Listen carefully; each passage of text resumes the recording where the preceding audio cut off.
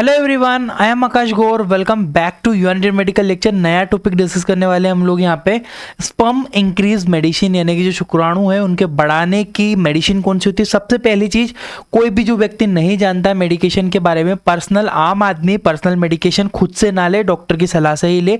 हमारी वीडियो केवल medical student, doctor, pharmacy और नर्सिंग स्टाफ के लिए होती है। स्टार्ट करते गए, इस मेडिसिन समझने से पहले मैं थोड़ी सी आपको एक बेसिक डिटेल दूंगा ताकि आपको यहाँ पे थोड़ी सी चीजें समझ में आएगी। देखिएगा, स्पर्म इंक्रीजिंग मेडिसिन के बारे में समझते हैं। पहली चीज तो decrease level of sperm it is called oligospermia. सबसे पहले जो डिसीज जो है वो समझना पड़ेगी, उसके बाद ही जो कंडीशन और उसकी मेडिसिन के बारे में हम लोग अच्छे से समझ पाएंगे। तो यानी कि decrease level of sperm it is called oligospermia, यानी कि जो जब शुक्राणु है, स्पर्म काउंट है, वो कम हो जाते हैं, तो उस कंडीशन को ओलिगोस्पर्मिया कहते हैं। ठीक है, ओलिगोस्पर्मिया माइक्रोस्कोपिक स्ट्रक्चर यहाँ पे दिया हुआ है। देखिएगा ऊपर आपको इस माइक्रोस्कोपिक स्ट्रक्चर में कितने सारे स्पर्म्स देखने को मिल रहे हैं, परंतु अगर हम यहाँ पे देखते हैं तो स्पर्म्स का लेवल डाउन हो चुका है। ये सीमन एनालिसिस होता है, मैं रिपोर्ट आपको बाद में एक्सप्लेन करूंगा कभी। बाकी अभी इतना समझ लिए, सीमन एनालिसिस के थ्रू हम पता कर पाते हैं चीजों के बारे में। Due to this reason, disease का नाम समझ में आया, oligospermia. Due to this reason the viscosity of semen, मतलब जो डिक्रीज हो जाती है, इस कारण से वीर्य की पतला भी हो जाता है, यानी कि जो सीमन की जो विस्कोसिटी है, जो गाढ़ापन है, वो कम हो जाएगा। क्यों? क्योंकि उसमें स्पर्म सेल जो है वो काउंट कम हो चुका है, इसलिए वो लिक्विड ज्यादा हो चुका है। ठीक है, याद रखिएगा, इंपॉर्टेंट है। आगे बढ़ता हूं।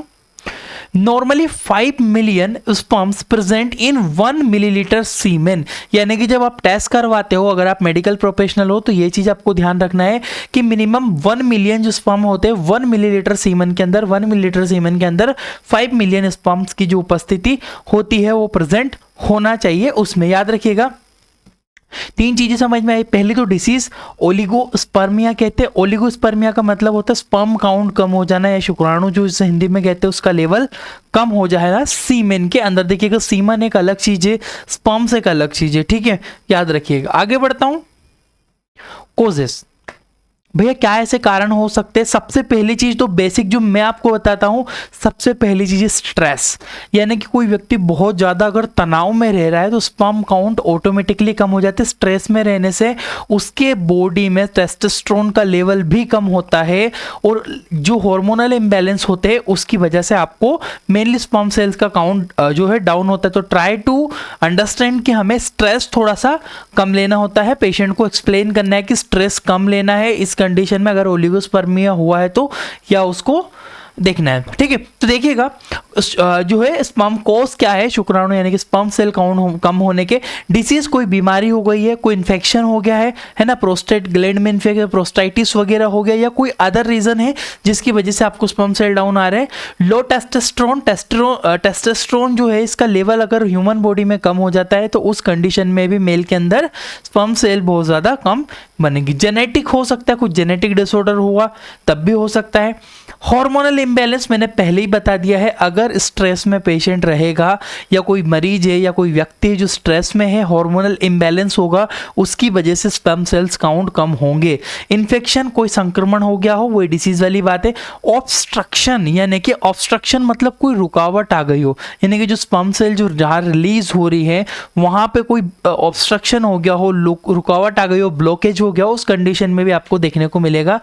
ड्रग इफेक्ट, यानी कि कुछ दवाइयाँ भी ऐसे कर सकती है, यानी कि पेशेंट जो कोई व्यक्ति है किसी और बीमारी से पीड़ित है, वो दवाइयाँ खा रहा है, उसकी वजह से भी पेशेंट के अंदर स्पर्म सेल काउंट कम हो सकते हैं अगर वो मेडिकेशन उसको साइड इफेक्ट करेगी तो।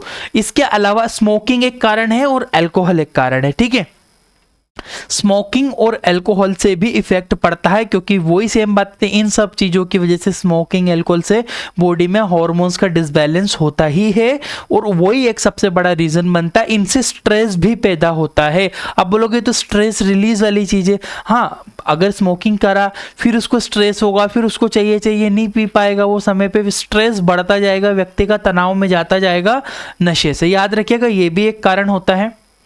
मेडिसिन के ऊपर बात करते हैं, ट्रीटमेंट के ऊपर कि स्पर्म काउंट बढ़ाने की मेडिकेशन कैसे यूज करोगे। देखिए गाइस, अभी तक जो ज़्यादातर टैबलेट फेमस होते हैं डिफ्रैक टैबलेट के नाम से मिलती है आपको मार्केट में।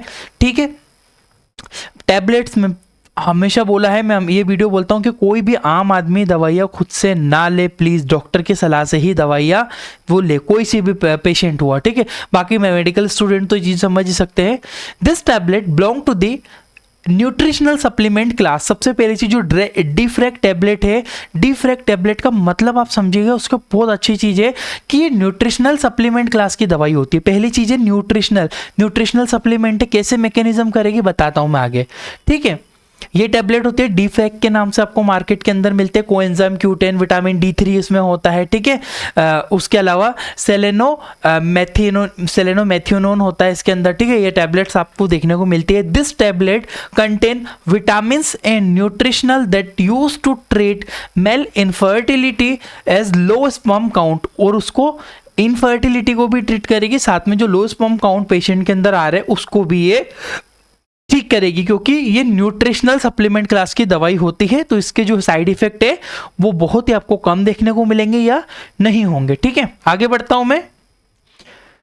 कंपोजिशन देखो, मेडिसिन में ऐसा क्या पाया जा रहा है जो स्पर्म काउंट बढ़ाएगा, ऐसा क्या है उसके अंदर।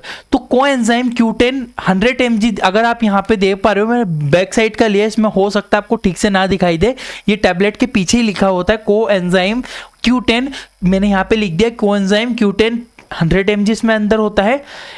इसके अलावा एस्टेक्स एनाथिन 1% इसके अंदर होता है, विटामिन D3 इसके अंदर होता है, और सेलेनोमेथिओनिन इसके अंदर 40 mg होता है, ठीक है।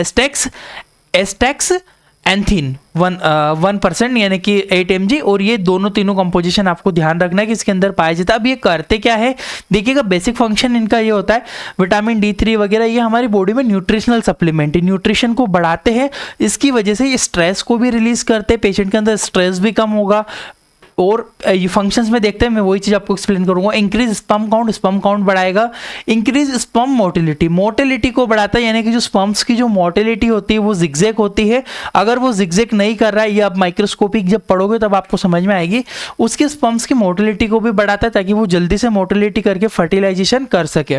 बॉडी वीकनेस, कमजोरी को भी दूर करेगी। ये कौन सी टैबलेट, डिफ्रैक टैबलेट क्यों करेगी, क्योंकि कमजोरी अगर दूर करेगी तो पेशेंट में इम्यूनिटी बूस्ट होगी।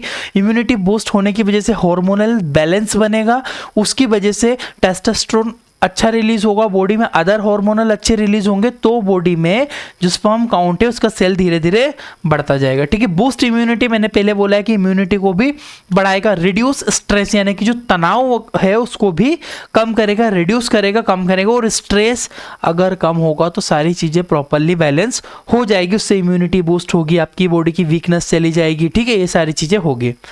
डोजेस की बात करते हैं, अच्छे से समझिएगा, डोजेस समझना बहुत जरूरी है इसका।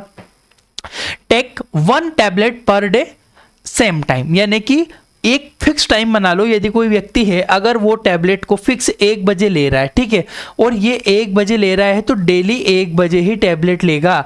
ऐसा नहीं है कि आज 1 बजे ले ली, कल 2 बजे, कल 4 बजे, नहीं। इसका डोजेस फिर वो गड़बड़ होगा, ओवरडोज होगा, आगे पीछे जाएगा। ऐसा नहीं करना है आपको। अगर 1 बजे लिए तो डेली 1 टैबलेट आपको मॉर्निंग में एक नियम बना लो। दूसरी चीज़ें, tablet should be taken after taking food, यानी कि खाना खाने के बाद ही मेडिसिन को टेक करना है, लेना है, ठीक है। खाना खाया, एक फिक्स टाइम बना लो कि खाना खा लिया, उसके आधे घंटे के बाद आपको टैबलेट लेना होगा पेशेंट को, ठीक है। डू नॉट टेक ओवरडोज, हमेशा याद रखना, अगर मेडिसिन का ओवरडोज हुआ तो बिल्कुल साइड इफेक्ट हो सकते हैं पेशेंट में। अगर ओवरडोज नहीं होगा तो डेफिनेटली साइड इफेक्ट नहीं देखने को मिलेंगे, ये चीज़ आप ध्यान रखना। तो कितना मेडिसिन का डोज हुआ, कितने दिनों तक लेना है। एक टैबलेट का पत्ता पूरा आता है, वो टैबलेट का पत्ता जब तक खत्म ना हो जाए पूरा उसको फिनिश करना पड़ता है, जितने टैबलेट उसके अंदर निकलती है। पर डे टेकिंग 1 टैबलेट, ठीक है। फिर और पेशेंट की कंडीशन के डिपेंड करता है कि उसकी कितनी इंप्रूवमेंट हुआ है, और इंप्रूवमेंट नहीं हुआ है तो वो मेडिसिन को इमीडिएट स्टॉप भी करना होता है। ये चीज़ आपको ध्यान रखना है। देखिएगा, हर एक मेडिसिन के साइड इफेक्ट होते हैं। देखिए, इसका हर एक मरीज को साइड इफेक्ट नहीं होगा डेफिनेटली, पर as a doctor that is our responsibility कि हमें याद होना चाहिए कि किस मेडिसिन के क्या साइड इफेक्ट हो सकते हैं। मे भी बहुत रेयर है, बहुत कम है, नहीं होते हैं, पर आपको नो होना चाहिए कि भैया कभी कभी ये चीज़ें देखी गई है। जैसे अगर ओवरडोज करोगे, आप आगे पीछे लोगे तो बिल्कुल नोजिया, वोमिटिंग हो सकता है, पेशेंट को डायरिया लग सकता है, हेडेक, सर दर्द, अत्यधिक ज़्यादा सर दर्द मरीज का हो सकता है, डिजीनेस, पेशेंट को चक्कर आ सकता है। ये साइड इफेक्ट आपको देखने को मिलेंगे कॉमनली। बात करते हैं कॉन्ट्राइंडिकेशन, किस व्यक्ति को नहीं खाना होगी ये टैबलेट?